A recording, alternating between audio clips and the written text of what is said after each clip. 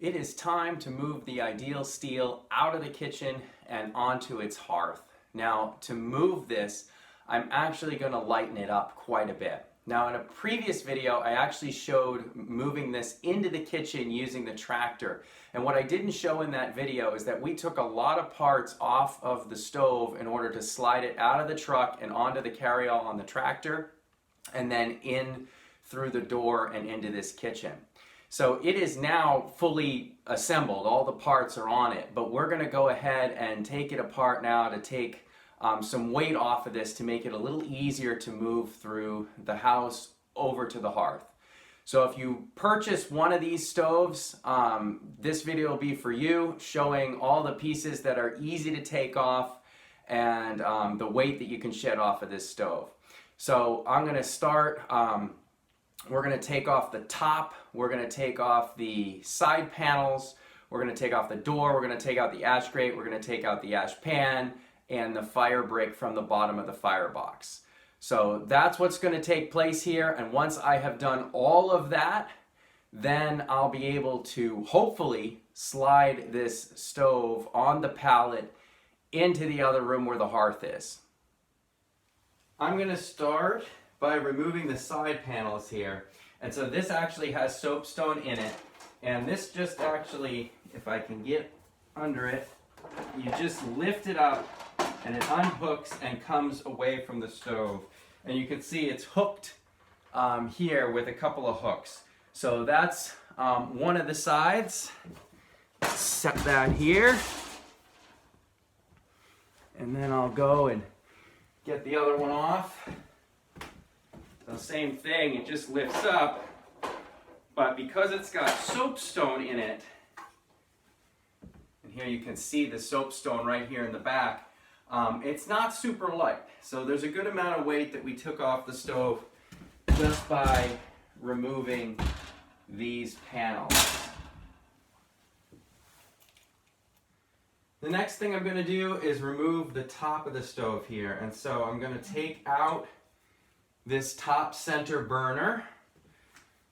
If you forget to do that, it'll go flying off when you lift the lid, so that's not ideal. And then the lid here lifts up, and then you can actually just slide it out completely free of the stove here. And so this is the top cover off of the stove.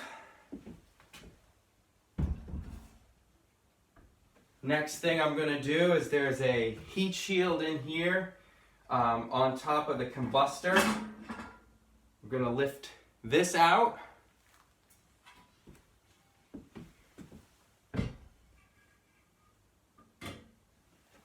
And then lastly, I will take out the catalytic combustor itself.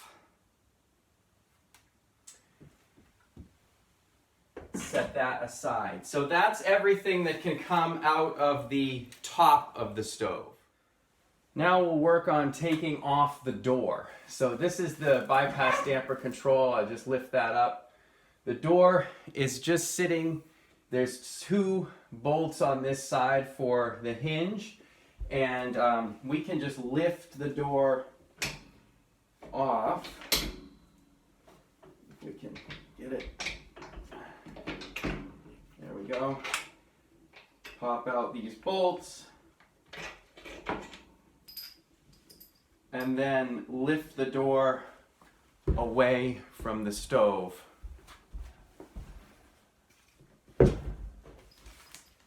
Set that aside. Next, I'm going to take out the ash pan. So I'm going to open this bottom. And then the ash pan has a metal cover on it as well, so we'll slide that out. There's a couple pounds in that. Set that aside. And then we'll go into the firebox and take out some items from in there.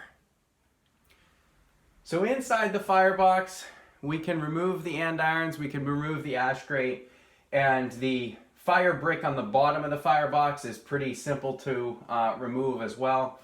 I don't want to mess with removing the soapstone liner if I can help it. So there's a little catch over here inside, which is on the left side of the stove as you're working in it. If you hit that little latch, you can unhook the andirons, they come right out.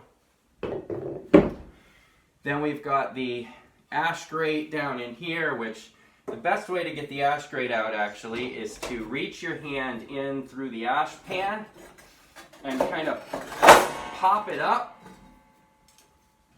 and then lift it out through the door here.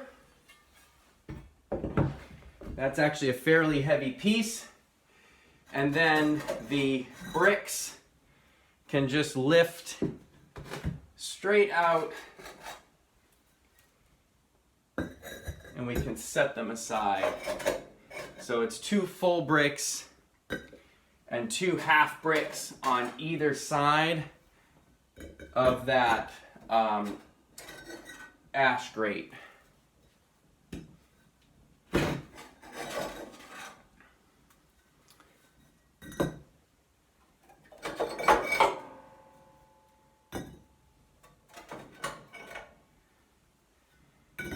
All right. Well, that's all the easy stuff in terms of shedding material and weight off of the stove. So hopefully that has made it lighter enough such that I can move it into the other room, sliding it. I've got the pallet set on those furniture sliders, so hopefully that's going to reduce the friction on the floor enough that I can slide the pallet on over to the hearth, and then I'm hoping I can kind of wiggle it kitty corner at a time to get it off of the pallet and onto the hearth. We're going just a couple inches at a time, little pulls, but it's moving.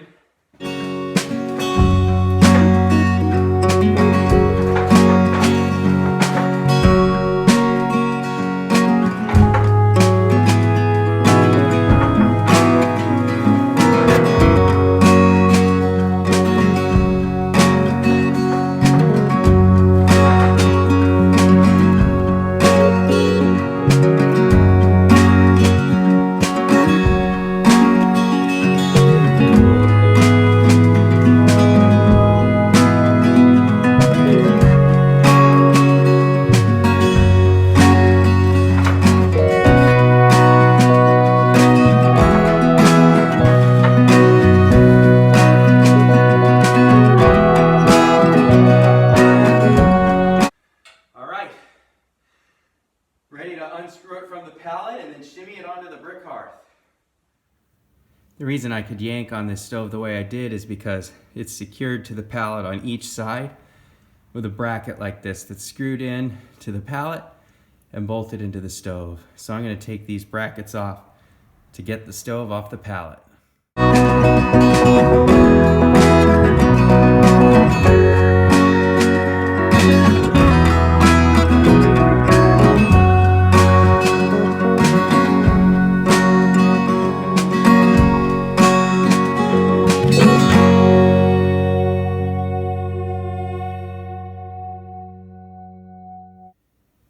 Here it is on the hearth in its final destination.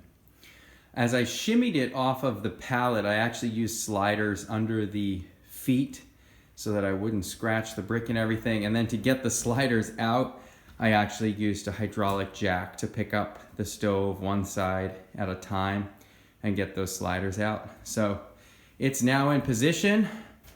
I'll go ahead and put the top, the side panels, the ash grate, the door, and all those pieces back on, and this project's complete.